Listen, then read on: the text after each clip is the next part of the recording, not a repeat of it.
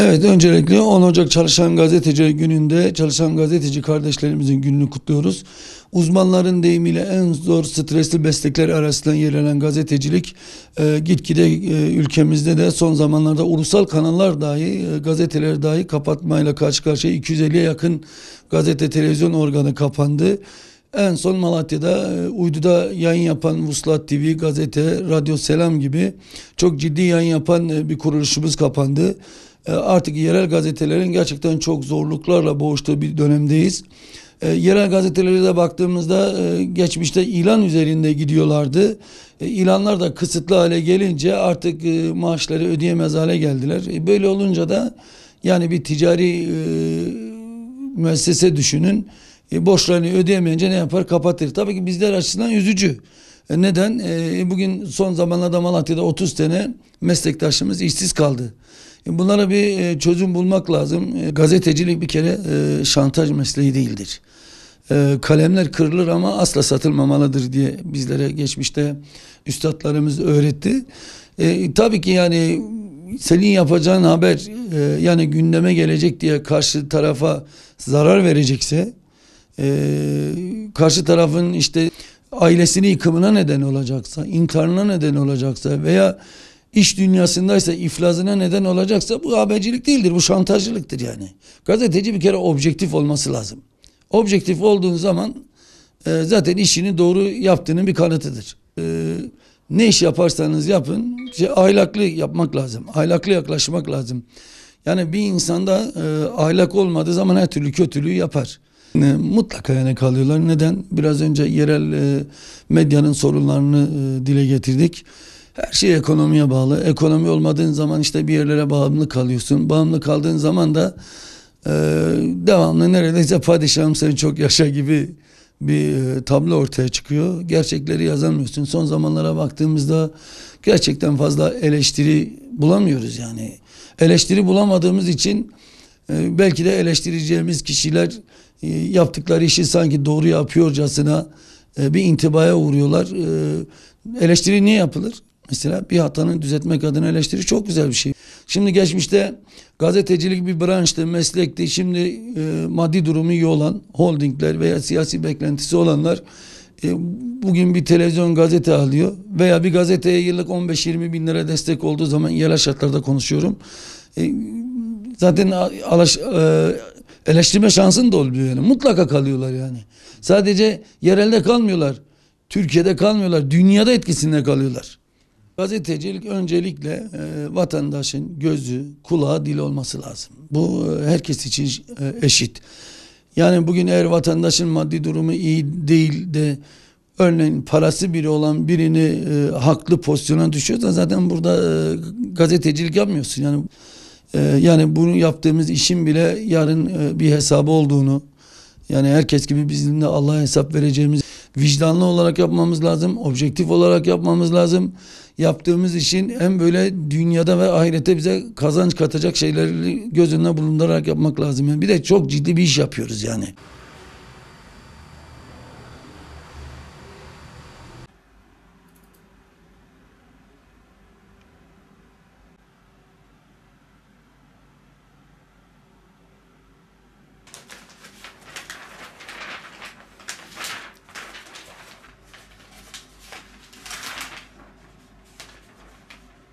Yerel basının sorunlarını ele alacak olursak, yerel basının sorunları çok. İlk başta giriş yaparken şunu söyleyelim. 10 Ocak Çalışan Gazeteciler Günü'nde hala tutuklu gazeteciler var. Bu bir ayıbımız. Yerel basının sigorta ve dağıtım problemi var. Sigorta ve Bağkur primleri çok yüksek. Bunlar yerel basın için sıkıntı. Kağıt fiyatları çok yüksek, yerel basın için sıkıntılı. Basın ilan kurumunun getirdiği bazı şartlar var. Basın ilan kurumunun bu şartlarından mesela kadro şartı 5-6 kişiye şart koşuyor. Kıdem şartı 18 ayı şart koşuyor. Bunlar yerel basını zor durumda bırakıyor. Bunun iyileştirilmesini istiyoruz. Yerel basının bir de kağıt sorunu var. Kağıt çok pahalandı ve baskı şeyi kurtarmıyor. Bu konuda da iyileştirme yapılmasını istiyoruz. Bir de son yasayla birlikte icra ilanları, ihale ilanlarının verilmemesi var. Bu konuda düzenleme yapılmasını istiyoruz. Bütün ilanların büyükşehir, valilik, ilçe belediyeleri, adliye, maliye ilanlarının hepsinin basın üzerinden geçmesini istiyoruz ki basın güçlü ve kuvvetli ola, istihdamı, haberi ve etkisi daha etkili ola. Mesela basın ilan kurumu 18 aylık kıdemi kaldırabilir. İşe girişten itibaren kıdem sayabilirse daha çok gazeteci yetişir, daha çok kişi istihdam olur. Bu kıdem oldu muydu 18 ay basını bayağı zor durumda bırakıyor. Sigorta primleri, maaşlar, işte girdisi, çıktısı, stopajı çok etkiliyor basını. Basını çok zor durumda bırakıyor. Bu konuda bizim de sıkıntılarımız var. Mesela bu Başbakanlık İletişim Merkezi varken bu konu daha rahattı. Cumhurbaşkanlığı İletişim Merkezi kuruldu. Bu konu sanki biraz göz ardı ediliyor. Basın çalışanlarına şey yapılıyor, yani günübirlik şeyleri, talepleri giderilmiyor. Kolaylık sağlanmıyor. Bu konuda da Cumhurbaşkanlığı İletişim Merkezi bir an önce devreye girip bu sahada çalışan basının sorunlarını çözmesi gerekiyor. Sahada çalışan gerçek kişilerin bunu hak ediyorlar. Bunlara bir an önce verilmesi lazım ve bunlar için ne gerekiyorsa iliştirilmeleri lazım. İşte dediğim gibi kıdem aramamalar lazım, şey yapmamalar lazım. Basın ve ifade özgürlüğünün sınırları hakaret, iftira, karalama olmadıktan sonra basın ifade özgürlüğü bana göre gereklidir. İnançlara hakaretin suç sayılması için meclisin acilen düzenleme yapması lazım. İnançlara hakareti suç kapsamına alması lazım. Kişilere bir hakaret varsa en azından sosyal medyada bile bir hakaret yapıyor, hemen dava açılıyor, bilmem ne oluyor. Ama inançlara sosyal medyada veya yazılı basında görsel hakaret ediliyor ve buna hiçbir caydırıcılığı yok. Bunun için meclis acilen kanun çıkarmalı, birlik olmalı ve bunu düzeltmelidir. Hiçbir basın özgürlüğü, ifade özgürlüğü inançlara, mukaddesata hakaret etme hakkına sahip değildir. Meslektaşlarımın 10 Ocak Çalışan Gazeteciler Günü'nü kutlar, başarı, sağlık ve huzur dilerim.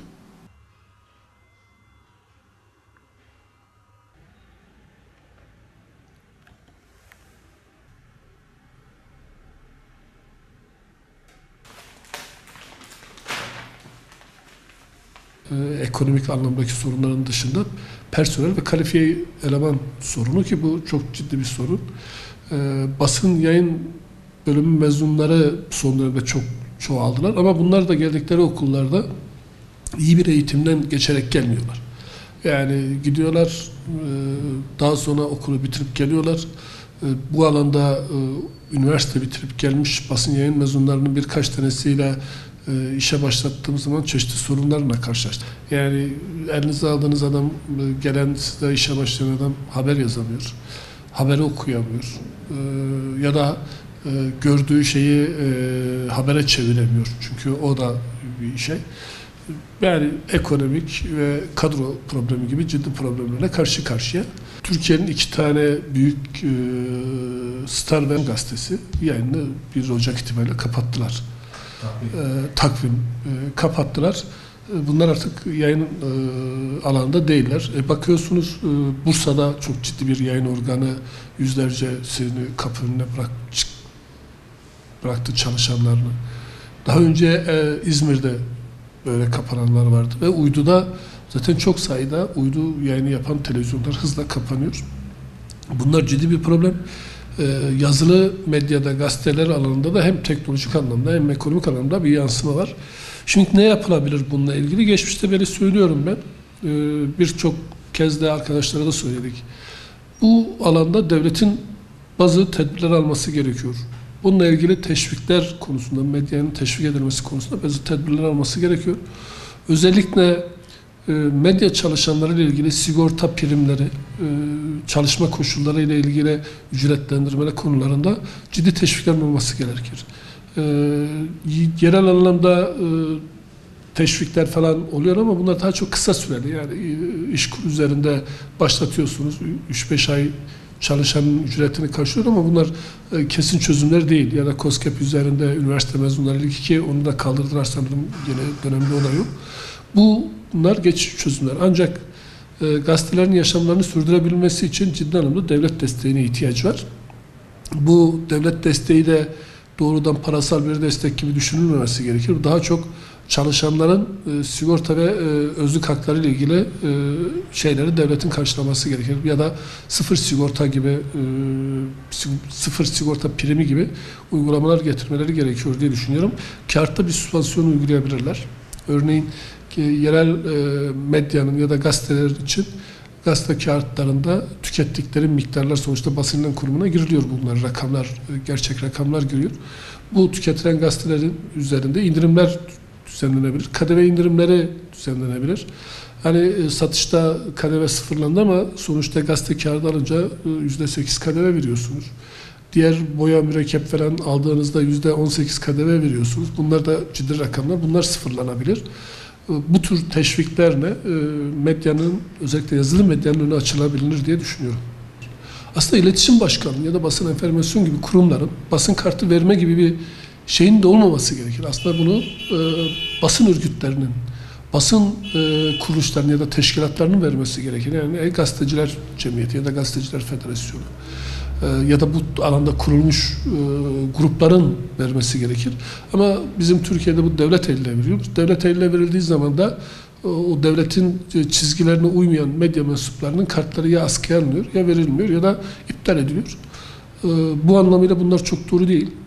Çalışanların eğer gazeteciyse çalıştığı gazetenin kimliği ya da çalıştığı alanın kimliğinden öteye gazetecinin kendisini düşünerek basın kartı verilmesi gerekir diye düşünüyorum.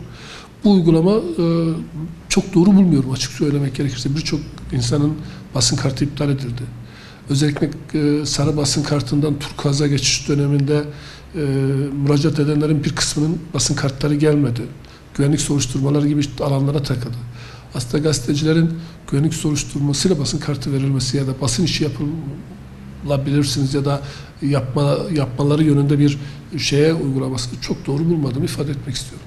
Medyadaki çalışanların, haber yapanların çeşitli vesilelerine insanların inançları üzerinde yapmış oldukları şeyler çok kabul edilir bulmuyorum. Açık söylemek gerekirse haberciliği bir haber mantığıyla bakılması gerekiyor. Bir inanç ya da mezhepsel ya da hatta etnik kimlik üzerinde bakılması bile çok doğru değil. Basın özgürlüğü sonsuz bir özgürlük değil. Ya da sizin sonuna kadar sürdüreceğiniz bir özgürlük değil. Özellikle de birey ve bireyin hakları söz konusuysa buna çok dikkat etmek gerekir diye düşünüyorum. Her gelen iktidar, her gelen güç basını formatlamak istiyor. Kendi istediği biçimde formatlamak, kendi istediği biçimde haberlerin yapılmasını istiyor. Özellikle Batı'nın içine düşmüş olduğu ekonomik krizden dolayı ya da maliyetlerin yüksekliğinden dolayı da bu da aslında çok zor olmuyor. Yani bunu formatlamak falan. Doğru. Yerel anlamda bunu daha çok rastlıyorsunuz. Bir siyasiler ya da o kentin erkanı haber yaptığınız zaman çeşitli problemleri doğurabiliyorsunuz. Bunun örnekleri de geçmiş dönemlerde var. Özellikle gazetecilerin valilerine sürtüşmesi, emniyet müdürlerine sürtüşmesi, belediye başkanlarıyla sürtüşmesi sonucu tutuklanmalar, gözaltına alınmalar ya da işini yapabilmesinin önünde ciddi engellerin oluşturduğunu rastladık. Haberlere düştü bunlar. Yerelde bunlara çok rastlıyoruz. Zor bir iş yapıyoruz. Alanda da zor bir iş yapıyoruz. İnsanların her an sizinle karşı karşıya olduğunuz için her an sizi suçlayabildiği, her an sizi yargılayabildiği, özellikle tarafsız yayıncılık anlamında eğer siz kendisine dokunuyorsanız bu tarafsız değil. Tarafsızlık olarak algılamıyor ama siz başkası hakkında yaptığınız zaman ha aferin falan filan tarzındaki bir yaklaşımla karşılaşıyorsunuz.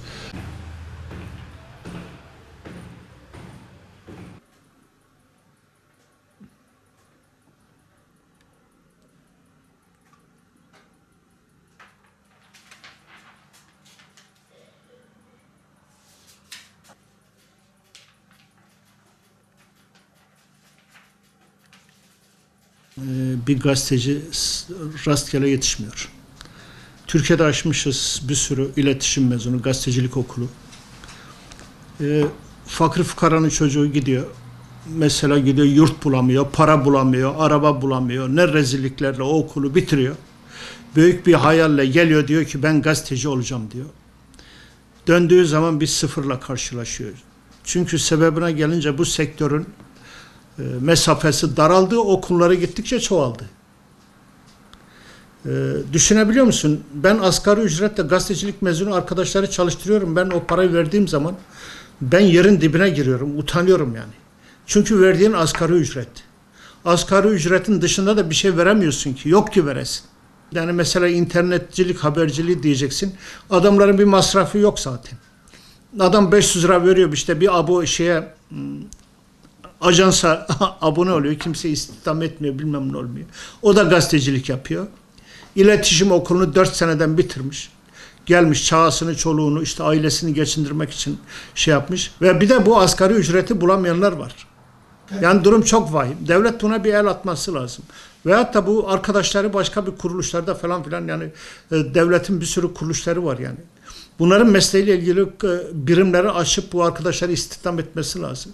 Yani bu teknolojinin ilerlemesinde şimdi insan gücüne güç kalmadığı için gazeteci arkadaşlara da iş kalmıyor. Yani durum vahim yani bence. Yani Türkiye genelinde gazetelerin çoğu kapandı. Ya ve durmadan da kapanmaya gidiyor. Düşünebiliyor musun yani? Biz bir ülke olarak bizim SEKA fabrikamız vardı. Kağıt fabrikalarımız olmasına rağmen yabancıların oyununa gelerek işte biz size dışarıdan daha ucuza mal edeceğiz diye fabrikalarımızı kapattırdılar. Ta biz bir gazete kağıdını kendimiz üretemiyoruz. Kanada'da kağıt geliyor da biz burada gazete basıyoruz. Yani bunun devletin ya buna bir süspansiyon olması lazım bu yerel gazetenin ayakta kalabilmesi için. Ve da buna bir çözüm bulması lazım. Yerel yöneticilerle tabii ki karşı karşıya gelmemek için, orada reklam alabilmek için, orada ayakta durabilmek için. Yani işin doğrusuna bakılırsa da şey yapıyorlar yani. Bazı şeylerde gözde kaçırıyorlar. Yani. Bunu da kabul etmek lazım. Yerel gazeteler zaten o şehrin kulağı, ağzı, gözü. Yani o hata yani mesela bir belediye başkanı hatasını yazdığı zaman yani o belediye başkanı onunla kocunmaması lazım.